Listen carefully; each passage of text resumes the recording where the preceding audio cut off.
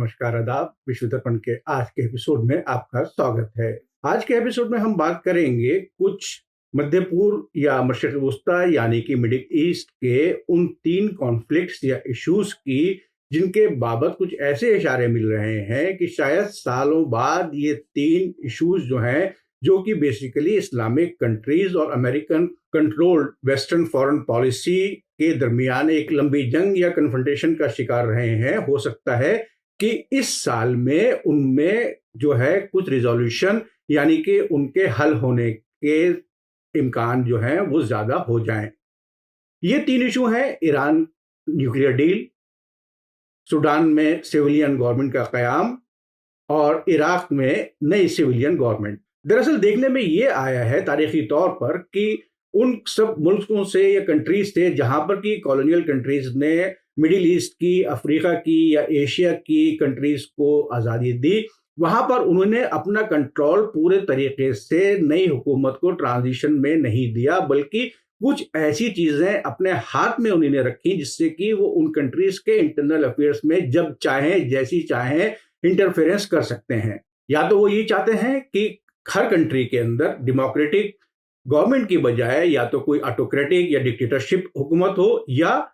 वहां पर कोई किंगशिप हो यानी कि राजा का रूल हो, और अवाम की बात जो है, पब्लिक की बात जो है, वो कभी भी मंजर आम पर या उस कंट्री के एजेंडा पर टॉप पर नहीं आ सके, और वो कंट्रीज जो है वो हमेशा वेस्टर्न इंटरेस्ट की दिफा करते रहें और वेस्टर्न इंटरेस्ट को जो है प्रमोट करते रहें। लेकिन इन सब के बावजूद जिस तरीके से इस्लामिक कंट्रीज अब ये चाह रही हैं कि वहां पर एक डेमोक्रेटिक इलेक्टेड गवर्नमेंट जो हो वो ज्यादातर मुल्कों में कायम हो सके, उसी वजह से शायद ऐसा हो रहा है कि अब ज्यादातर मुल्कों में ज्यादातर कॉन्फ्लिक्ट्स के खत्म होने के इम्कानात या चांसेस जो हैं वो बढ़ते नजर आ रहे हैं। आइए सबसे पहले बात करते हैं ईरान न्यूक्लियर डील की। ईरान न्यूक्लियर डील जो कि ईरान और अमेरिका के दरमियान शुरू हुई थी 2015 में बातचीत, जिसके बारे में उसका असल नाम है joint comprehensive plan of action यानी कि JCPOA। इस JCPOA से साबिक अमेरिकन प्रेसिडेंट डोनाल्ड ट्रंप ने 2018 में अमेरिका के बाहर निकलने की बात कही थी, और उन्होंने कहा था कि अमेरिका को इससे कोई इंटरेस्ट नहीं है कि ईरान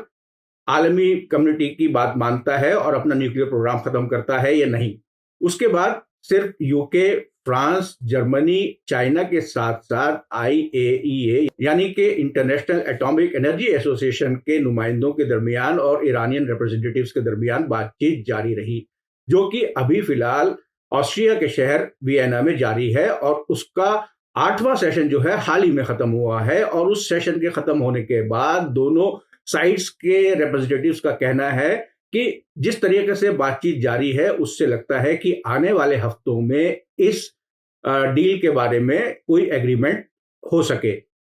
दरहकीकत ईरान का कहना है कि अमेरिका को उसके ऊपर आयत सारी इकोनॉमिक सैंक्शंस हटा देनी चाहिए ताकि वो आज़ादी से अपने यहाँ पैदा होने वाले पेट्रोलियम को इंटरनेशनल मार्केट में फरोख्त कर सके और उसके जरिए अमेरिकन डॉलर्स कमाकर अपनी इकोनॉमी को मजबूत कर सके, ताकि वो आवाम के फलाह बहबूद के लिए भी काम आ सकें। अमेरिका अपनी तरफ से सदर जो बाइडेन की प्रेसिडेंटशिप में इस बात पर तैयार नजर आ रहा है कि शायद वो इन सारी इकोनॉमिक सैंक्शंस को खत्म कर दे जो कि ईरान के न्यूक्लियर प्रोग्राम की वजह से आयद की गई थी। लेकिन अमेरिका उन सैंक्शंस को खत्म करने के लिए तैयार नजर नहीं आ रहा है जो कि ईरान के ड्रोन प्रोग्राम्स या उसके बैलिस्टिक मिसाइल प्रोग्राम या उसके ह्यूमन राइट्स रिकॉर्ड खराब होने के बिना के ऊपर अमेरिका ने ईरान पर आयद की थी। लेकिन as a solution, as a compromise, ईरानी लीडरशिप ये चाह रही है कि किसी भी तरीके से ये इकोनॉमिक सैंक्शंस जल्द अज जल्द खत्म हो ताकि वो दोबारा से अपना तेल जो है वो इंटरनेशनल मार्केट में बेचना शुरू कर सके। अब आते हैं दूसरे इशू पर, यानी कि सूडान। सूडान के इंटरनल अफेयर्स जो हैं, इंटरनल हालात जो हैं, दिन ब दिन खराब होते चले जा रहे हैं और वहां की सिचुएशन रोजाना बदल रही है। इस हफ्ते की शुरुआत में वहां के प्राइम मिनिस्टर अब्दुल्ला हमदूक ने अपने ओहदे से इस्तीफा दे दिया था और मिलिट्री के कमांडर जनरल अब्दुल बुरहान ने नई हुकूमत जो है वो कायम कर दी थी और कहा था कि अब ये फौजी हुकूमत 2023 में होने वाले जनरल इलेक्शंस के बाद किसी इलेक्टेड गवर्नमेंट को ट्रांजिशन देगी नई हुकूमत का। प्राइम मिनिस्टर अब्दुल हमदूक और फौजी कमांडर जनरल बुरहान के फैसलों और उनके नए बयानात का सूडानी अवाम ने बहुत ज़बरदस्त मुखालफत की है और कहा है कि जल्द अज जल्द सूडान में जो है वो एक इलेक्टेड या सिविलियन गवर्नमेंट जो है वो कायम होनी चाहिए।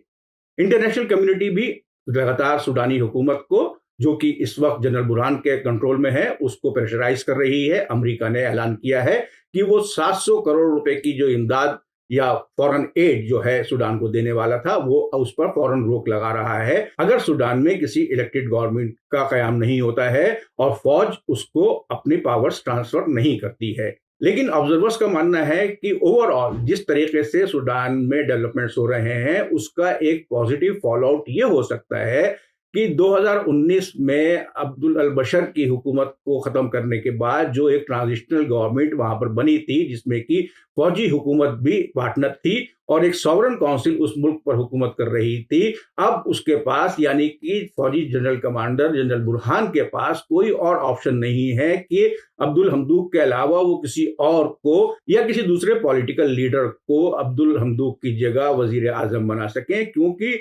सूडान में प्रो डेमोक्रेसी मूवमेंट जो है वो दिन ब दिन तेज होती चली जा रही है। वहां पर बहुत जबरदस्त डिमॉन्स्ट्रेशंस हुए हैं पब्लिक की तरफ से, जिनमें कि फौज ने बहुत जबरदस्त तरीके से उनको कुचलने की कोशिश की और अब तक की इत्तलात के मुताबिक वहां पर 60 लोग इन डिमॉन्स्ट्रेशंस में जान बहक हो चुके हैं।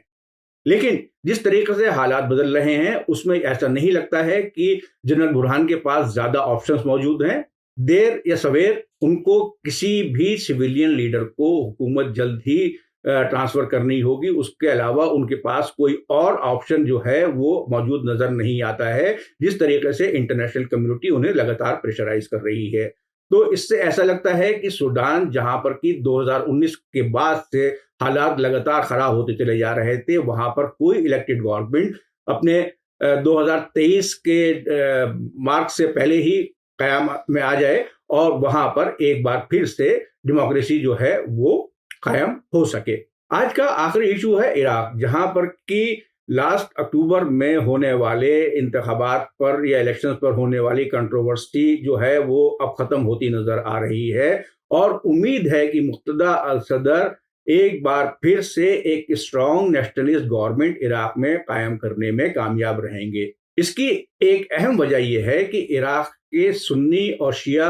पॉपुलेशन में मुक्तदा अल सदर की पॉपुलैरिटी और उनके ऊपर भरोसा जो है आवाम का बढ़ता जा रहा है और उन्हें यंग जनरेशन यानी कि नौजवान नस्ल की भी हिमायत हासिल हो रही है। और आखिरकार ऐसा लगता है कि अवाम, जिसमें कि मेजॉरिटी यंग लोगों की है, जो कि चाहते हैं कि एक ऐसी इलेक्टेड डेमोक्रेटिक गवर्नमेंट का कयाम इराक में आए जो कि अमेरिकन इन्फ्लुएंस में भी ना हो और ना ही किसी तरीके से ईरानियन इन्फ्लुएंस में हो, वो अपनी एक इंडिपेंडेंट पॉलिसी जो है वो लेकर चले ताकि इराक के जो अवाम हैं वो अपने फैसले खुद कर सकें। और उम्मीद यही की जा सकती है कि इंटरनेशनल कम्युनिटी और खास तौर से यूनाइटेड नेशंस इस बारे में अपनी कोशिशें जारी रखेंगे कि जल्द अज जल्द इराक में एक डेमोक्रेटिक नेशनलिस्ट इलेक्टेड गवर्नमेंट जो है उसका कयाम वहां पर हो सके। उम्मीद है आज के एपिसोड में दी गई जानकारी को आपने पसंद किया होगा। हमें अपनी राय से जरूर नवाजें, कमेंट बॉक्स के जरिए अपनी राय हमें जरूर भेजें। अगले एपिसोड में आपसे फिर मुलाकात होगी। शुक्रिया, जय हिंद, खुदा हाफिज। मीडिया स्टार वर्ल्ड के और वीडियो देखने के लिए हमारे चैनल को सब्सक्राइब करें और सीधे नोटिफिकेशन पाने के लिए बेल आइकन दबाएं। और अगर हमारी खबर सच्ची और अच्छी लगे तो अपने व्हाट्सएप, इंस्टाग्राम, फेसबुक और ट्विटर अकाउंट पर ज़रूर शेयर करें।